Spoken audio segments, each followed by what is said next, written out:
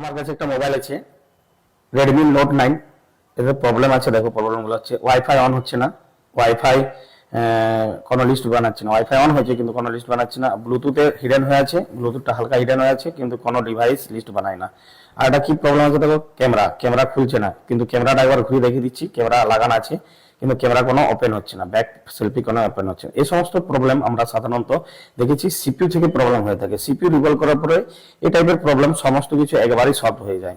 Camera on হওয়া, selfie camera না চালানো, সাউন্ড না আসা, সিম না আসা, এই টাইপের প্রবলেম সমস্ত সিপিইউ এই সমস্ত সেটের ক্ষেত্রে ওটা হয়। আমি বোর্ডটাকে খুলে নিলাম এবং ক্যামেরাগুলোকে খুলে নিলাম, মোবাইল থেকে আলাদা করে নিলাম এবং আমি বোর্ডটাকে টিনটাকে খুলে নিলাম।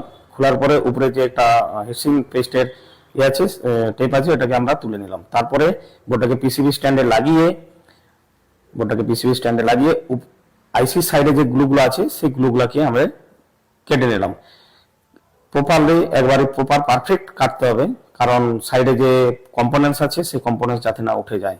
আর গ্লু কাটিং হিট কত রাখতে হবে সেটা আমরা কিন্তু আমাদের ট্রেনিং সেন্টারে পারফেক্টলি ভাবে স্টুডেন্টকে বুঝিয়ে থাকি, যাতে তার কোনো অসুবিধা না হয়।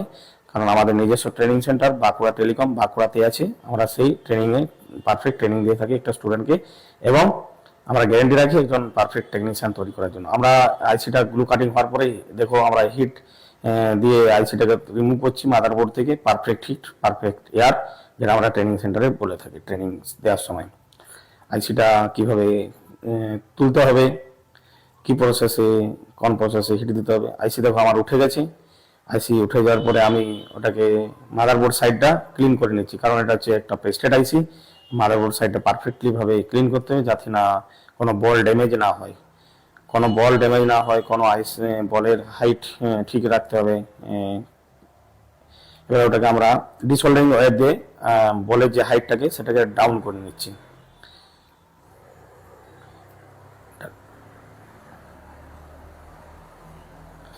এবার বলের উপরে কিছু বল আছে সেগুলো আমি স্ক্রেপার দিয়ে একটুকু কেটে নিচ্ছি, কারণ অনেক সময় একটু বল রয়ে যায়, তো সেটা স্ক্রেপার দিয়ে একটুকু হাইটটা কমিয়ে দিতে হয়।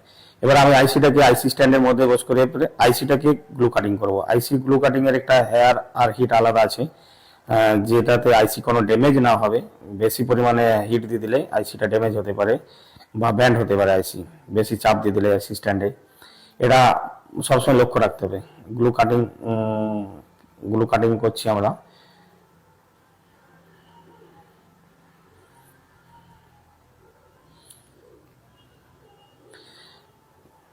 গ্লু কাটিং আমাদের হয়ে গেছে। এবার প্রপার মডেলের টেন্সিল দিয়ে পরে আমি সেটাকে রিভলভ করব, পারফেক্ট রিভলভ, যাতে বলের অ্যালাইনমেন্ট পারফেক্ট হয়। তা আমি রিভলভ করলাম, রিভলভ দেখো হয়ে গেছে। রিভলভ হয়ে যাওয়ার পর আইসিটাকে আমি বস করাবো বোর্ডের মধ্যে। সামান্য হালকা ইউভি পেস্ট দিয়ে সামান্য ইউভি ফ্ল্যাক্স পেস্ট দিয়ে ওটাকে বস করাবো হালকা, যাতে না আইসি ফেসে যায়। এবারে হিট দিয়ে পরে আইসিটাকে বস করাচ্ছি। আইসি বস করানোর পরে আইসিকে ফাইনাল একটা টাচ দেবো, আইসি বসে গেছে কিনা বোঝা যাবে ফাইনাল টাচ করে। আমরা এই টাইপের ভিডিওকে একটু ফাওয়ার করেছি, স্পিড করেছি, কারণ এত বড় ভিডিও কেউ দেখবে না, আর ভিডিওটা অনেক লম্বা হয়ে যাবে পুরোটা দিতে গেলে, কারণ একটা কাজ করতে যে টাইমটা লাগে, সেই জন্য আমরা একটু স্পিড করেছি।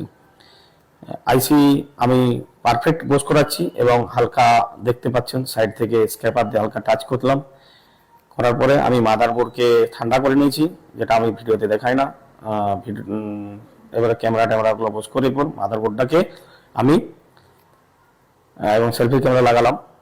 মাদারবোর্ডটাকে আমি মোবাইলের মধ্যে বস করে পর সেটটা দেখবো অন হয়েছে কিনা। আশা করি অন হবে, কারণ পারফেক্ট রিভলভ হয়েছে। তো দেখুন অন হয়ে গেছে। অন হয়ে যাওয়ার পর আমি আমার প্রবলেমগুলো যেগুলো ছিল সেগুলো আমার সলভ হয়েছে নাকি আমি একটার পর একটা দেখাচ্ছি। দেখো প্রথমে আমি দেখাচ্ছি ক্যামেরার অপশানটা।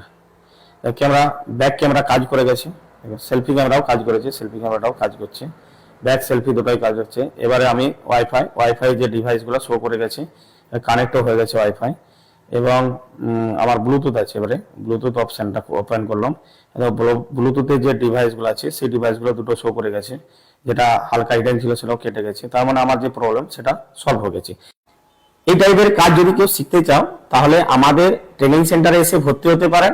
আর আমরা আমাদের ট্রেনিং সেন্টারের নাম হচ্ছে Bankura mobile repairing training centre, যা বাঁকুড়াতে অবস্থান করছে।